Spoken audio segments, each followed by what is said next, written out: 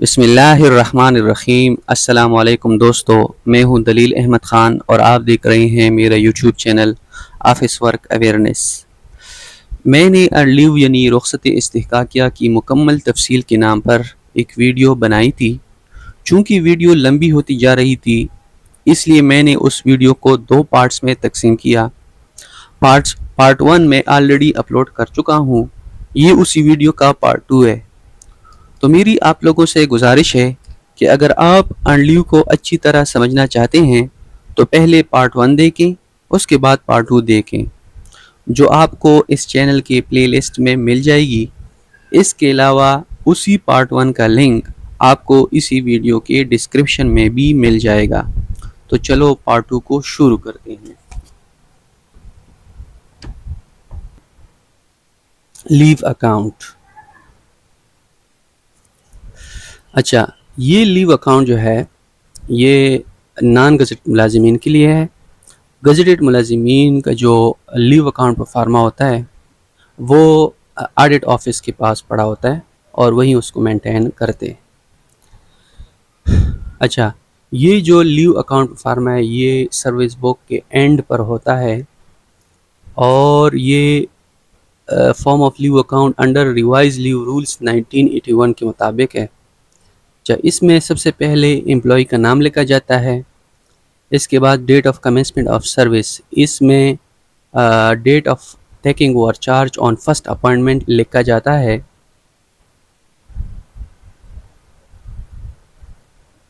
اچھا، اور date of attending the age of superannuation. Superannuation کا مطلب یعنی 60 سالہ کو اس کی عمر کتنی ہوگی، تو وہ ڈیٹ یہاں پہ لکھیں گے، تو یہ ڈیٹ آف برتھ سے پتہ چلتا ہے۔ اچھا، یہ جو نیچے کالم ہے اس میں فرسٹ کالم گورنمنٹ یا ڈپارٹمنٹ سرو انڈر، اس میں ایجوکیشن ڈپارٹمنٹ لکھیں گے، اور پیریڈ آف ڈیوٹی جو ہے اس میں فرام ٹو، یعنی کہ اس میں ڈیوریشن جو ہے وہ کیلکولیٹ کی جاتی ہے، پھر اس کے ایئر منتھس ڈے نکالے جاتے ہیں، وہ یہاں پہ لکھے جاتے ہیں۔ اس میں صرف اور صرف منتھس لکھے جاتے ہیں، اور یہ جو کالم ہے یہ نان ویکیشنل امپلائیز کے لیے ہیں۔ لیو ایٹ کریڈٹ یعنی جتنا آپ کا بیلنس بنتا ہے وہ یہاں پہ پڑا ہوتا ہے، اور یہ لیو ٹیکن جو ہے اس میں کالم 8 سے لے کر کالم 20 تک یہ تمام کالم لیو ٹیکن کے لیے ہیں۔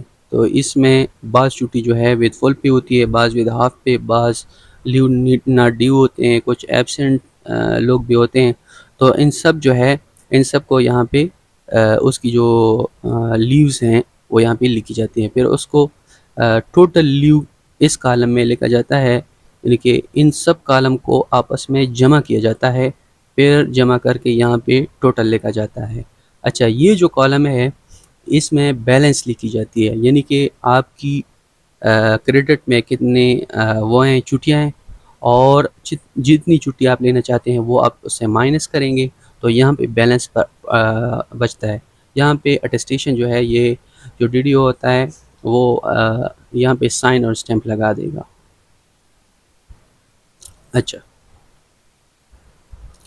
لیو کا اپنا اکاؤنٹ ہوتا ہے جسے لیو اکاؤنٹ کہتے ہیں۔ نان گزٹڈ ملازمین جو ہے اس کی سروس بک میں لیو اکاؤنٹ ہوتا ہے، جبکہ اس کی لیو کی مکمل تفصیل جو ہے یہ اس سروس بک کے آخری پیج میں یعنی لیو اکاؤنٹ میں ہوتی ہے، جبکہ جو گزٹڈ ملازمین ہیں اس کا جو لیو اکاؤنٹ پرفارم ہوتا ہے یہ آڈٹ آفس کے پاس پڑا ہوتا ہے اور وہیں اس کو مینٹین رکھتا ہے۔ لیو اکاؤنٹ جو ہے یہ بالکل ایک ملازم کے بینک اکاؤنٹ کی طرح ہے، جس میں اس کے پیسے پڑے ہوتے ہیں، وہ جب چاہے جس طرح چاہے اور جس چیز پر چاہے خرچ کر سکتے ہیں۔ بالکل اسی طرح لیو جو ہے یہ ایک ملازم کی لیو اکاؤنٹ میں پڑے ہوتے ہیں، اور وہ جس مقصد کے لیے چاہے جس طرح چاہے اسے خرچ کر سکتے ہیں، لیکن یہ ڈی او صاحب کی ثوابدید پر ہوتی ہے، اور وہیں جو ہے سینکشن دے گا کہ آپ کو چھٹی دینی ہے یا نہیں۔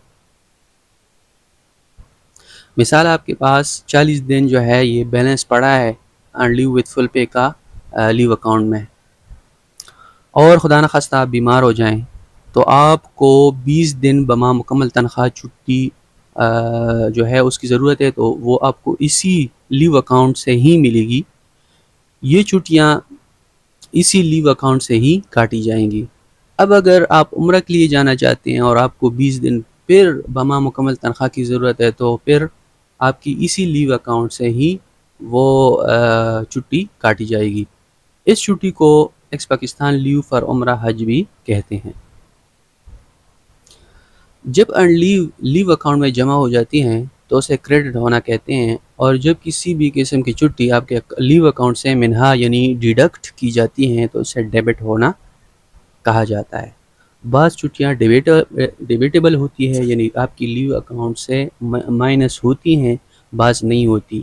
انشاءاللہ اس پر میں مکمل ایک الگ ویڈیو بناؤں گا. الرٹ، اساتذہ صاحبان نوٹ فرمائیں.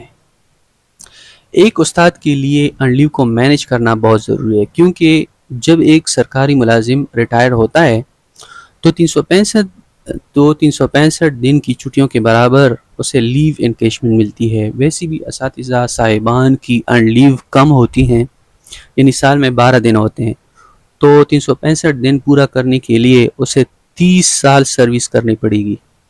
اب اگر وہ بار بار ود فل پے یا ود ہاف پے چھٹیاں بھی کرتا جائے تو آخر میں ریٹائرمنٹ کے وقت اس کی لیو اکاؤنٹ میں چھٹیاں باقی نہیں رہے گی، اور اسی طرح لیو انکیشمنٹ جو کہ لاکھوں میں پیسے ہوتے ہیں اس سے وہ محروم ہو جائے گا، یا وہ لیو انکیشمنٹ اس کو کم ملے گا. مثال کے طور پر اگر اس کی لیو اکاؤنٹ میں 365 دن نہیں ہے اور 200 دن ہے، تو 200 دن کے برابر اسے لیو انکیشمنٹ ملے گی. ود آؤٹ پے چھٹی اگر وہ کرنا چاہے تو کر سکتا ہے، اور اس کا لیو اکاؤنٹ پر اور ایل پی انکیشمنٹ پر کوئی اثر نہیں پڑتا. البتہ ریٹائرمنٹ کے وقت جو ود آؤٹ پے چھٹی ہوتی ہے وہ سروس سے مائنس کی جاتی ہے. چھٹیوں کے لحاظ سے ایک اسکول میں 2 قسم کے ملازم ہوتے ہیں. نمبر 1، ویکیشنل امپلائیز، وہ ملازمین جن کی گرمیوں یا سردیوں کی چھٹیاں ہوتی ہیں. مثال کے طور پر تمام اساتذہ کرام جب یہ ایک کیلنڈر منتھ ڈیوٹی پرفارم کر دیتے ہیں تو اسے حکومت کی طرف سے ایک دن ارن لیو ود فل پے مل جاتی ہے، یعنی یہ کما لیتے ہیں ایک دن کی چھٹی. اور اس طرح جب یہ کنٹینیوس ایک سال اپنی ڈیوٹی پرفارم کرے تو اسے 12 دن کی چھٹی حکومت کی طرف سے مل جاتی ہے. اچھا، کیلنڈر منتھ کسے کہتے ہیں؟ کیلنڈر منتھ کا مفہوم ہے کہ اگر ایک مہینے میں ایک ملازم 16 دن یا اس سے زیادہ ڈیوٹی کرے تو وہ ایک مہینہ شمار ہوتا ہے، اور اسی کو کیلنڈر منتھ کہا جاتا ہے. نمبر 2، نان ویکیشنل امپلائیز، وہ ملازمین جن کی گرمیوں یا سردیوں کی چھٹیاں نہیں ہوتی. مثال کے طور پر تمام درجہ 4 کے ملازمین جیسے کہ چوکیدار، سویپر، نائب قاصد وغیرہ وغیرہ، تمام منسٹریل سٹاف جیسے کہ کلرکس، اسسٹنٹس، اور تمام ہیڈز جیسے کہ ہیڈ ماسٹرز، پرنسپل وغیرہ وغیرہ، جب یہ ایک 1 کیلنڈر منتھ ڈیوٹی پرفارم کرتے ہیں تو یہ 4 دن کی چھٹی کما لیتے ہیں. اس طرح جب ایک نان ویکیشنل امپلائی یہ ایک سال لگاتار اپنی ڈیوٹی پرفارم کرے تو اسے 48 دن ارن لیو ود فل پے مل جاتی ہیں. ارن لیو لینے کے لیے ذاتی اور گھریلو ضروریات کی مثالیں.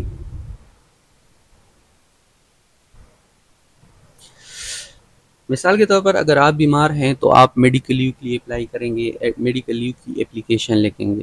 اگر آپ عمرہ حج کے لیے جانا چاہتے ہیں تو ایکس پاکستان لیو فار عمرہ حج کے لیے اپلیکیشن لکھیں گے. اگر آپ کسی دوسرے مقصد کے لیے ملک سے باہر جانا چاہتے ہیں تو آپ ex Pakistan leave for other purpose کے لیے اپلیکیشن لکھیں گے. اگر آپ کو ود آؤٹ پے چھٹی کی ضرورت ہے تو آپ ایکسٹرا آرڈینری لیو کے لیے اپلیکیشن لکھیں گے. اگر آپ کو اسٹڈی کے لیے لیو کی ضرورت ہے تو آپ اسٹڈی لیو اپلیکیشن لکھیں گے. اگر آپ کو زیادہ یعنی 10 دن سے جو ہیڈ ماسٹر یا پرنسپل کی پاور میں جو چھٹیاں آتی ہیں کیجول لیو، اگر اس سے زیادہ کی آپ کو ضرورت ہے تو آپ جو ہے اس کے لیے پھر اپلیکیشن آفس کو بھیجیں گے، تو اس کے لیے پھر آپ اپلائی کریں گے. تو یہ جتنی بھی ٹائپس ہیں لیوز کے، ان سب کو الگ الگ طریقے سے ٹریٹ کیا جاتا ہے، ان سب کی الگ چیک لسٹ ہے، الگ اس کے رولز ہیں۔ مثال کے طور پر ایک میڈیکل لیو ہے، میڈیکل لیو جو ہے اس کی ڈائریکٹ سینکشن نہیں ہوتی، اس کے لیے آپ کو میڈیکل فٹنس سرٹیفکیٹ لانی پڑے گی۔ اب یہاں پہ سوال یہ پیدا ہوتا ہے کہ وہ کون سی مجبوریاں ذاتی ہوں یا گھریلو ہوں جس کے لیے آپ ارن لیو کے تحت اپلائی کریں گے، یعنی ارن لیو کے اندر کون کون سی مجبوریاں آتی ہیں۔ تو ارن لیو جو ہے یہ جتنی بھی ٹائپس ہیں چھٹیوں کے، اس کے علاوہ جتنی بھی ذاتی یا گھریلو مجبوریاں ہیں وہ تمام ارن لیو کے اندر آتی ہیں۔ وہ مجبوریاں جب آپ کو درپیش ہوں تو آپ ارن لیو کے لیے پھر اپلیکیشن لکھیں گے۔ اچھا، آپ لوگوں کی آسانی کے لیے میں نے کچھ ایگزامپلز یہاں پہ لکھے ہیں، آپ یہ دیکھ سکتے ہیں۔ مثال کے طور پر اگر آپ تبلیغ یعنی سہروزہ چلہ یا 4 مہینے کے لیے جانا چاہتے ہیں، اگر آپ اعتکاف میں بیٹھنا چاہتے ہیں، نمبر 3 اگر گھر میں تعمیر کا کام شروع کرنا چاہتے ہیں، نمبر 4 شادی شروع ہونے والی ہے، نمبر 5 کوئی رشتہ دار ہسپتال میں داخل ہے، اس کی خدمت کرنی ہے کیونکہ اس کا کوئی اور خدمت والا نہیں ہے، کسی ڈپلومہ یا ڈگری کے امتحان کے لیے، مثال آپ نے ایڈمیشن کی ہے، اب جو ہے اس کی ایگزام ہے، تو ایگزام تو 2 یا 3 دن نہیں ہوتی، تو اس کے لیے آپ پھر ارن لیو کی اپلیکیشن لکھیں گے اور ارن لیو لیں گے 10 دن یا 15 دن جتنی بنتی ہے۔ تو تھینکس فار واچنگ۔